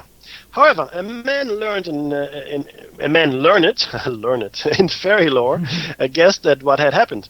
On his advice, a party of men accompanied Llewellyn to the spot where Rhys was last seen, and at that spot, Llewellyn could hear the music of harps because his foot was touching a fairy ring. Now, you've seen fairy rings. Yep. They are little rings of mushrooms that grow in clearings. Okay, usually they're I don't know what they're called in English. They're called Fliegenpilz in German, but they're red capped with white dots. They're poisons. You should eat them. Okay, but that's a fairy ring. When each of the other members of the party put his foot on Llewellyn's, they could also hear the music, and they could see many little people dancing inside that circle, and Rhys was among them. When Llewellyn pulled him out of the circle, Rhys declared that he had only been dancing 5 minutes, not a couple of days, or actually longer than that, in fact. He could not be convinced that so much time had passed, and he became depressed and fell ill, and soon died. Now, what is important is to consider that the other realms to which the elves, gnomes, and so forth take the abductees are underground, or they're accessed from points underground. Okay, the subterranean countries that we know of in the folklore are Alfheim, a land of eternal twilight. This is Norse mythology, by the way. A home to the unpredictable but often mild-tempered elf folk. Svartalfheim, the kingdom of dark elves, dwarves. A stunted, hairy, unfriendly race, which was nevertheless quite clever in terms of technological skills. Nidvillir was another kingdom of the dwarves, perhaps not as negatively disposed as Svartalfheim. Muspelheim, land of the fire giants, was also reached via Yggdrasil, which is the world tree, but was separated from all the origins by the width of the great vastness of Ginnungagap. Okay, Muspelheim was located in the far southern reaches of the underworld realms. So there's a whole. And if you've watched Thor, the movie Thor, you should be at least familiar with Svartalfheim, where the Svartalfheim just means black. The home of the black elves. That's what it means, literally translated. Okay, so you have these underground races, and that's very interesting because I don't know if you're familiar with the Shaver mysteries. That there's a very popular series in the 30s, 40s, and 50s, if I'm not mistaken. The Shaver mysteries, which spoke about the the Dereks, was the Dares, the Daryls and the Taros, and which inhabited the underground caverns and were sort of part of a robotic race or mechanical race or somehow that had become decadent and had lost some of its way, but was abducting people from the surface to fulfill their needs. Very interesting, the Shaver mysteries. Now, he claimed, of course, that it was true, that he was just relating what had happened to him, but most people would, of course, just say, he just made it up, and he just had a very imaginative fantasy. Now, there's also the well-known fairy tale of the Pied Piper of Hamelin. You might know this. And in the Piper story, there's a similar trend that is present in the other abduction stories as well. The enchantment via the flute. He brings the flute and the children follow him. But underground, right? The children follow him into a cave. Right? Let's not remember. Sorry, let's not forget that component of the story. Now, this is interesting. Now, this is bringing us forward into the present, and I find this fascinating because this article that we're sharing here with you here makes mention of it. Now, according to Linda Davis, who's the founder or president of the Garden of Missing Children Society, she said that in 1998. Some 400,000 children disappeared in the United States. 400,000. Correct. Mm-hmm. Okay, now we're going to put all the links into the show notes and whatnot. Now, kidnapping, runaways, child trade, and double reporting can account for a good deal of the total. But what about the rest? Now, this is not meant to be a sensationalization at the expense of the worry of North American mothers, but could it be that some children have been taken underground by those elves, demons of Vedic and Norse lore? Is it possible that, in fact, the stories that were handed down to us are true, and they were abducting children for whatever purpose? Okay, so is that possible?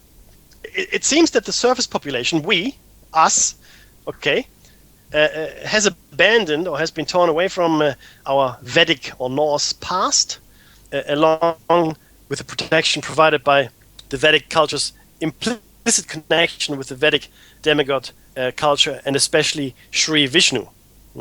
Maybe now we are, to a large degree, subject to these underground demons, elves, other races, who are taking advantage for their own purposes. We who live a short life under the harsh, unrefined rays of the sun, whilst these abusive, Asuric communities shelter themselves within the crust of the earth. Right? This is just a supposition we're sharing with you here, and this is a fascinating side that we came across as well. So is it possible, in fact, that there are inhabitants? We're not talking about hollow earth here, right? This is about vast cavern systems within the crust. And don't make no mistake, the crust is, scores of kilometers thick. It's a very hundreds of kilometers, in fact. It's a very thick layer. Now, is it possible that in fact there are races that live there, and it is true? I mean, we are exposed to fairly harsh sunlight. Okay, and maybe they are not, and maybe they've got some other way of filtering out the harmful rays of the sun.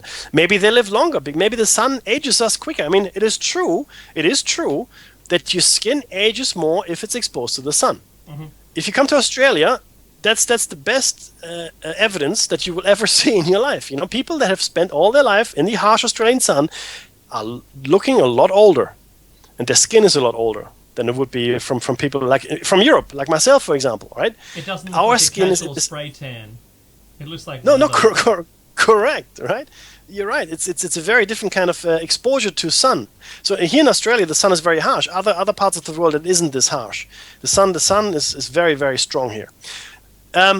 Okay, so I did promise. I think it is Marco the Beast to talk about the German fairy tales for a second. At which point I will hand it back to Dave to talk about fairies and aliens, which is a fascinating subject, of course. And that will bring our show to the conclusion. But essentially, German fairy tales are being taken very seriously by Germans. Okay, they're being studied properly at university. Like I said earlier in the show, you can have a degree if you wanted to in fairy tales. Okay, you could become a master or doctor of fairy tales even, because the Germans believe that they hold a lot of truth or kernels of truth of some folklore that, of course, the ancients wish to preserve. Who knows? I mean, some of them are just morality tales, sure enough. Others seem to show us glimpses of a lost technology that we no longer can relate to. Okay, and others yet talk about races and creatures that have since either hidden themselves away or have become extinct. And Germans do take a lot of time to study fairy tales and folk tales of that nature. The Brothers Grimm spent the best part of their lives in the 19th century traveling across Germany to collect those stories, which might otherwise conceivably have been lost, because most of the stories were, of course, orally related. They were never written down. They were just stories that you tell your children, like a nursing rhyme that Dave shared with you. Posy, posy, and so forth. So it is really very interesting. And no, Mackie will not be talking about Aryan races. But thank you, Sharkies. That's from the chat room as well. Because I don't have to. It's not necessary. So it's very interesting to have this kind of mythology come down to us and overlap with other people's mythology as well. But Dave, tell us about fairies and aliens. Absolutely. Look, the fairies that adorn the pages of children's books and the beautiful 19th century illustrations of fairies done by Warwick Goebel and Arthur Rackham show elegant little creatures that sparkle and smile. These fairy illusions and portrayals leave out an important dimension of the fae, or the fairy folk, sometimes called the gentry. Their ability to induce terror and awe and touch human abductees in such a way that these unfortunates were never quite right again. In the words of poet William Allingham. You ready?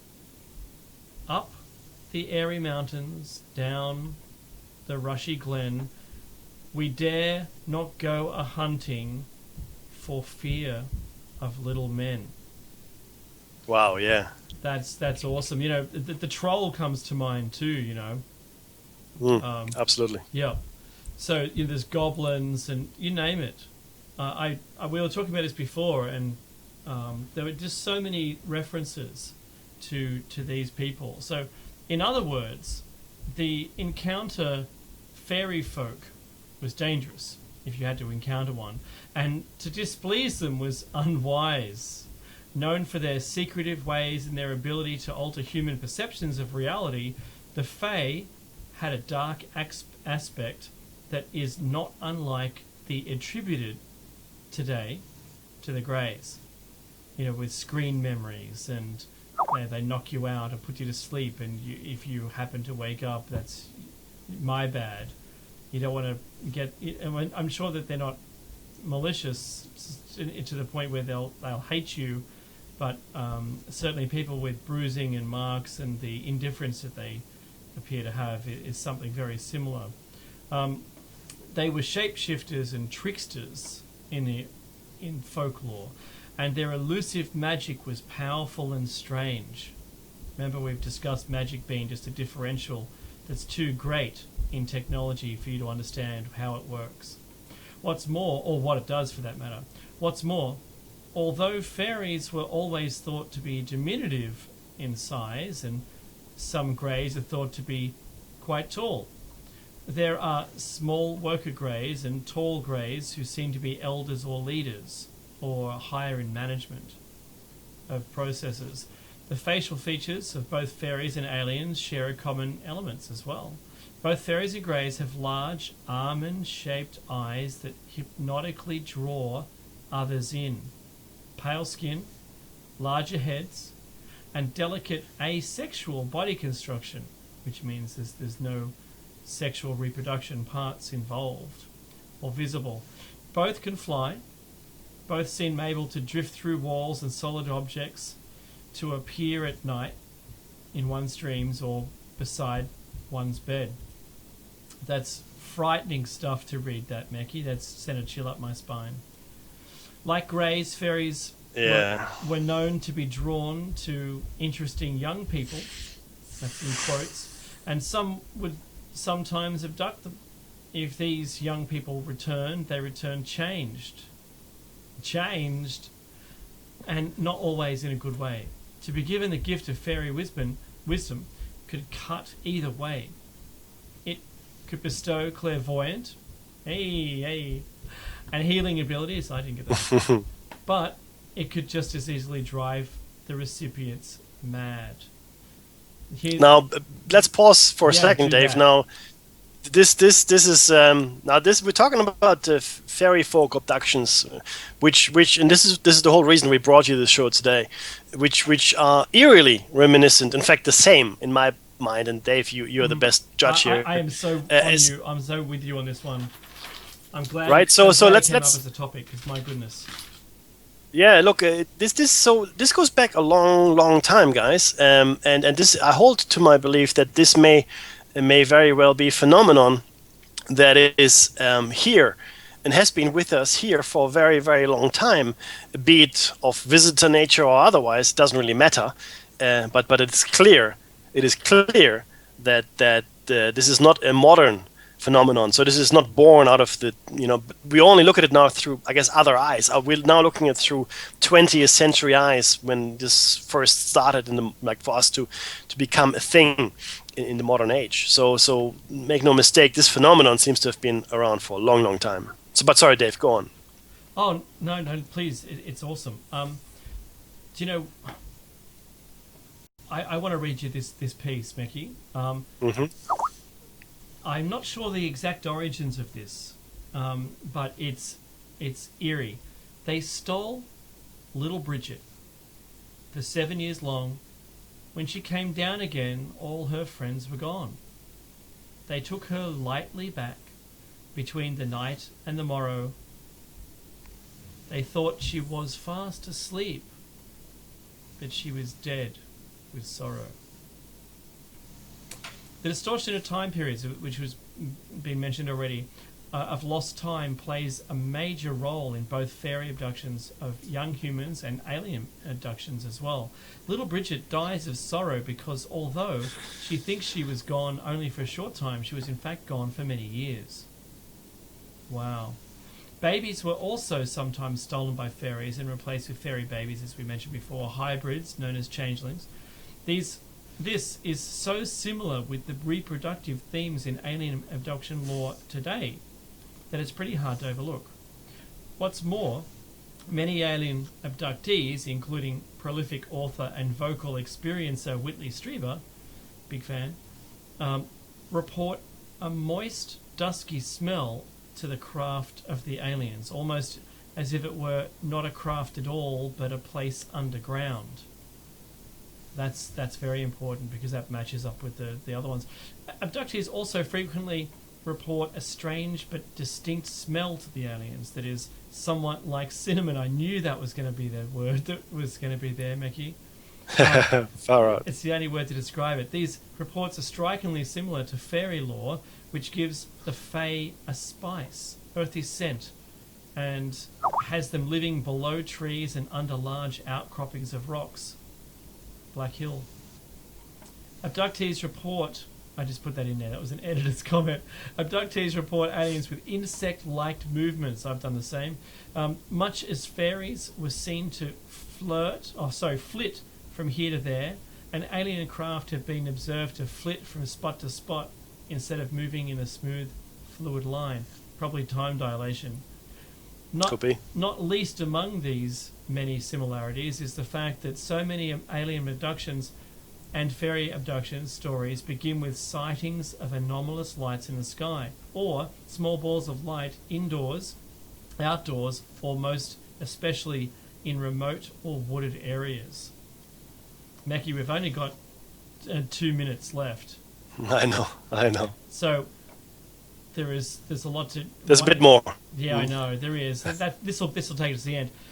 The alien hybridization project only makes sense as theatre, I suspect. These similarities are just the tip of the iceberg, but what convinces me more of that than all of these parallels put together is the fact that the alien hybridization project, written about so seriously by authors like Bud Hopkins and David Jacobs in the 1980s, make absolutely no sense. Why would aliens who are able to travel light years of unbelievable distance in the blink of an eye use reproductive technology that even here on Earth is considered crude and outdated.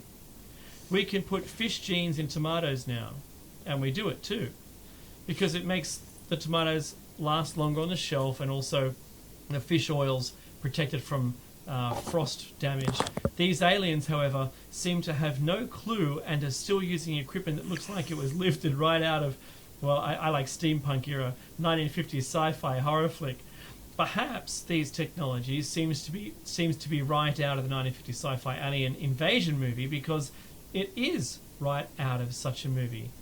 If one of these key gifts of the Fae is the ability to alter human perception, and their modus operandi is trickery and extreme privacy, well, what better way to present themselves to a technological age than as creatures right out of our own contemporary imaginations? And that brings us to the end of show 109, Mecky. Beautiful. Fantastic.